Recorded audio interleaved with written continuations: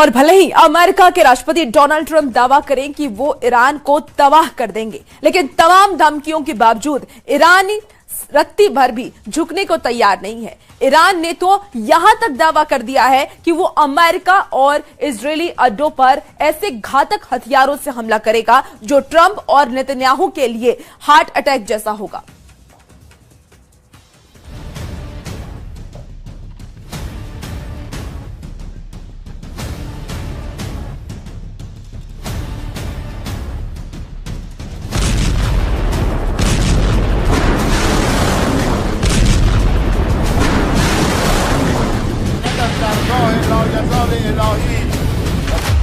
Iran में उतरे heart attack हथियार, तेहरान का सर्वनाश करेंगे ट्रंप।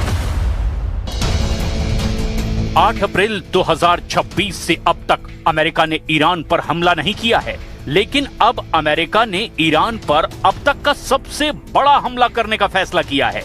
अमेरिकन सेंट्रल कमांड के chief commander admiral Brad Cooper ने ट्रंप को हमले का पूरा ब्लूप्रिंट भी दिखा दिया है। दावा तो यहां तक किया जा रहा है कि अमेरिका ईरान पर सीमित छोटा लेकिन अब तक का सबसे घातक और भीषण हमला करने जा रहा है। खबर तो यहां तक है कि 8 अप्रैल से अब तक जो सीज फायर का नाटक किया गया है, उसके पीछे अमेरिका की वो सैन्य तैयारी थी जिसे बड़ी तेजी से पूरा किया जा रहा है। अब अमेरिका और इजराइल ने ईरान में 3 मुख्य टारगेट लॉक कर दिए हैं। पहला, ईरान के वो टॉप लीडर, कमांडर और जनरल मारे जाएंगे जो अमेरिका की परमाणु शर्तों को मानने से साफ इनकार कर रहे हैं। इसके अलावा अमेरिका ईरान के करीब 3000 तेल कुओं को तबाह करके उसे पूरी तरह से तबाह कर देना चाहता है। और तीसरा सबसे जरूरी टारगेट है ईरान के वो परमाणु ठिकाने जहां अभी भी 440 से 460 किलो तक संवर्धित यूरेनियम मौजूद है।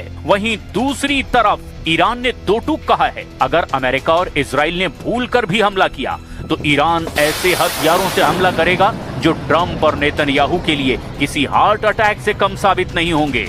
इस बीच सबसे चौंकाने वाली खौफनाक रिपोर्ट ये है कि ईरान किसी भी वक्त परमाणु बम बना सकता है। इन सब खबरों की अब फुल डिटेल के साथ वो विश्लेषण देखिए जो ये साबित करने जा रहा है कि दुनिया अब सर्वनाश युद्ध में प्रवेश कर चुकी है। हाइपरसोनिक हमले को तैयार अमेरिका, हार्ट अटैक हमला करेगा ईरान।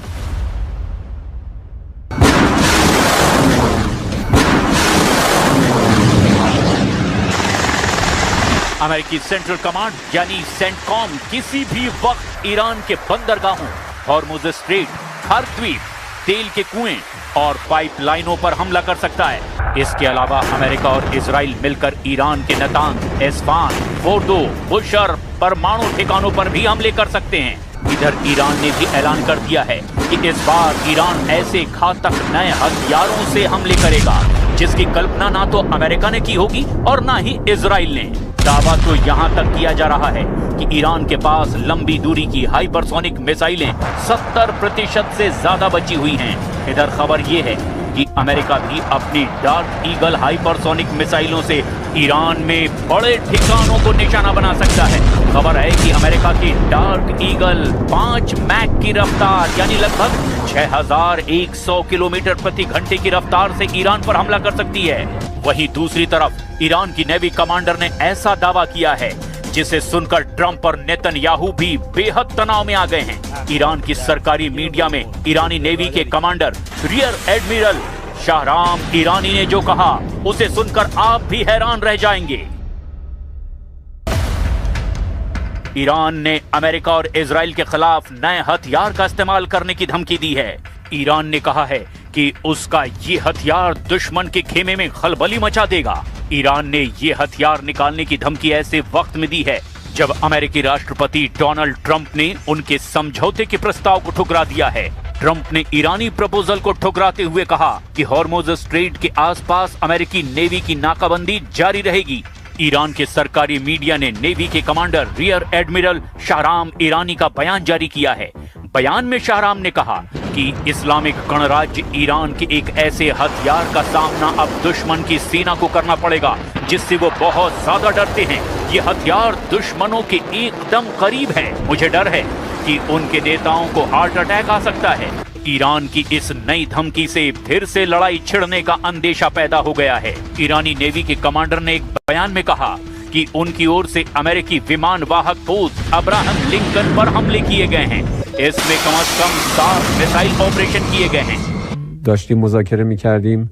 آتش بسی که می‌دونیم از همون اول هم عرض کردم با بدعهدی طرف مقابل مواجه شد. خب الان اینجا دیگه موضوع هسته‌ای، موضوع اصلی مذاکرات نمیتونه باشه. موضوع اصلی خاتمه دادن به جنگ به نحوی که منافع و مصالح ما رو تأمین بکنه.